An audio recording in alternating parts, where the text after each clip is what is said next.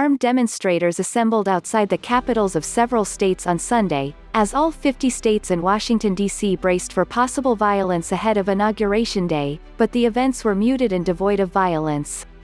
In Columbus, Ohio, about 50 supporters of President Trump, some bearing assault rifles and other firearms, escorted a "Liberty or Death" flag to the State House around 11 a.m., according to USA Today. The group was met by counter-protesters, at least one of whom carried a Black Lives Matter flag, according to local outlet WBNS. But no violence or arrests were reported, and most attendees had departed by 2:30 p.m.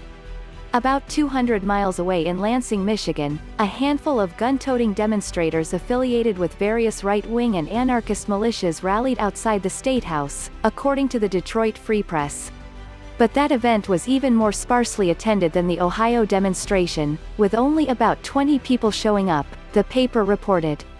By 4 p.m., there were no reports of violence or arrests, and cops on guard were packing up their riot gear, according to the Free Press. At the Texas Capitol in Austin, around 100 protesters showed up. One, carrying an AR-15 rifle, condemned those who stormed the U.S. Capitol in D.C. "All we came down here to do today was to discuss, gather, network and hang out. And it got blown and twisted completely out of proportion," said Ben Hawk. And in the Oregon capital of Salem, around a dozen men in black, and some in Hawaiian shirts, the preferred attire of the far-right, Boogaloo, movement, stood outside the State House with long guns, the Oregonian reported. The FBI had issued warnings about possible unrest at state capitals last week in the wake of the deadly U.S. Capitol riot on January 6.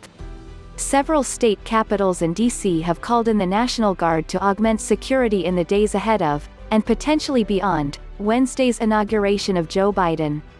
In the Beltway alone, approximately 21,000 National Guard troops are expected to be on hand Wednesday, enforcing a massive perimeter around the U.S. Capitol, where Biden is to be sworn in as president, 2 weeks to the day after Trump supporters invaded in a deadly attempt to disrupt Congress's certification of Biden's win.